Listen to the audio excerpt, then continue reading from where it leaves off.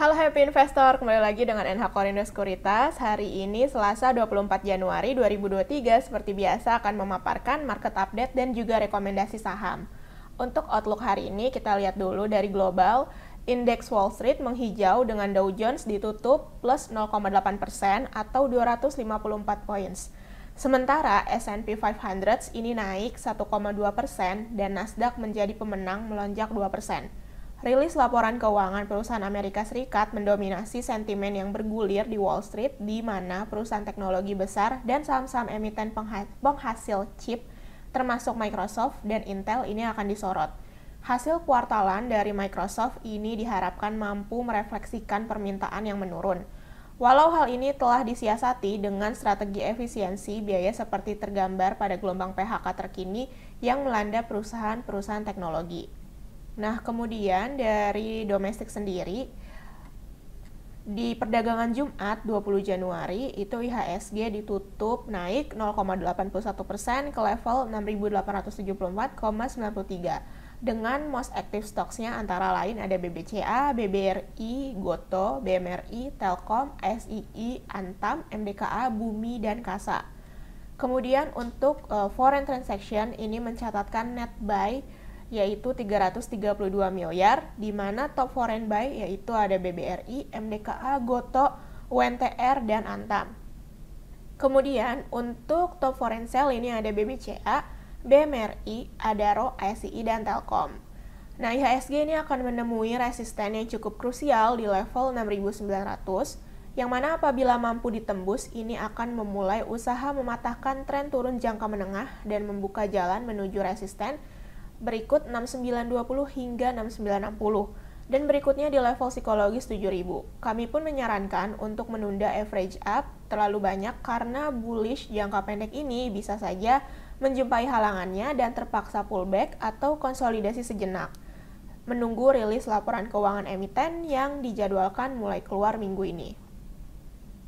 Kemudian untuk company news yang pertama ini ada dari MTEL, PT Daya Mitra Telekomunikasi Tbk yang telah mengakuisisi 6.088 menara dan 6.012 km fiber optik sepanjang 2022. Rinciannya, sebagian besar MTEL ini mengakuisisi menara Telkomsel sejumlah 6.000 menara dan 88 menara lainnya dari Citra Gaya sebanyak 39 menara.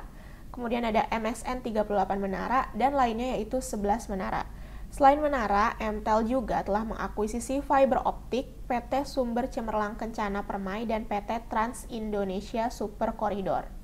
Kemudian yang kedua ini ada dari ACES, PTS Hardware Tbk yang akan menyiapkan belanja modal atau capital expenditure-nya berkisar 200 miliar rupiah hingga 300 miliar rupiah.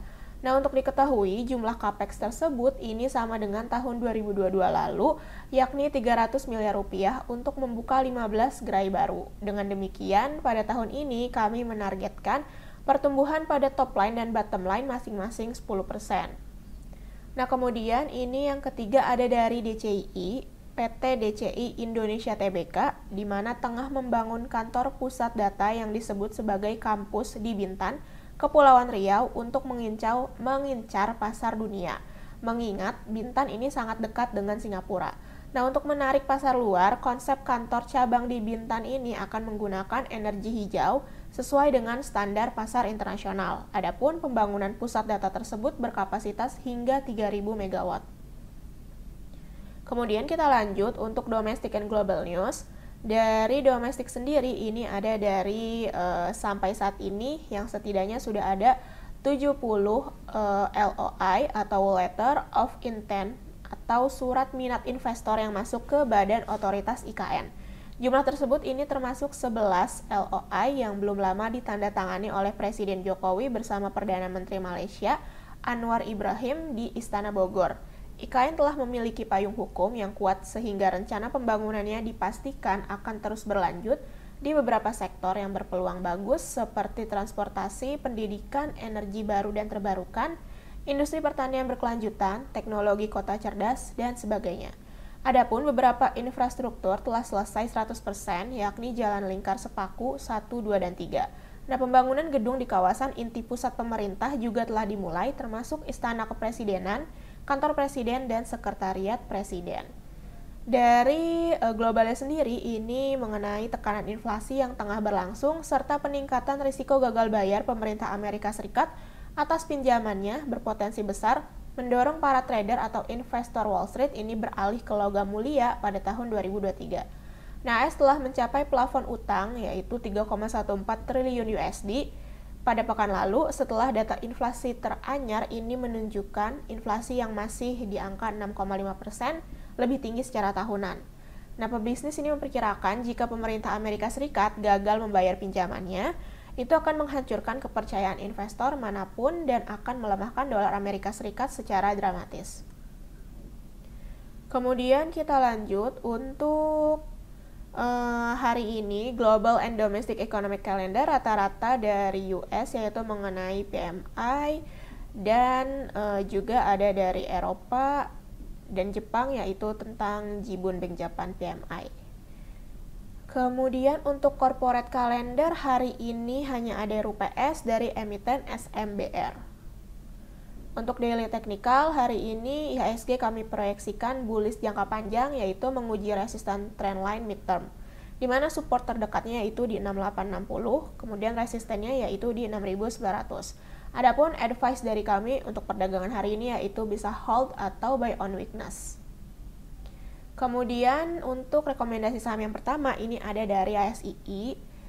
Untuk rekomendasinya yaitu buy dengan targetnya yaitu 6.600 dan stop lossnya yaitu 5750. Kemudian ada MTech, rekomendasi kami hari ini buy on break, target pada kisaran 1150 hingga 1160. Adapun stop lossnya yaitu di 995.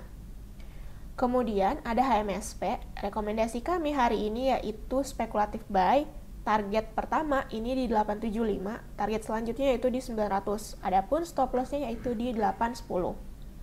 Kemudian ada Inco, di mana rekomendasi kami hari ini itu spekulatif buy, target pertama ini di 8.200, kemudian target keduanya di 8.400. Adapun stop loss di 7425.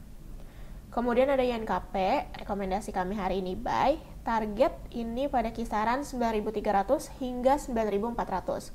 Adapun stop lossnya yaitu di 8650. Oke, sekian mengenai paparan hari ini. Terima kasih.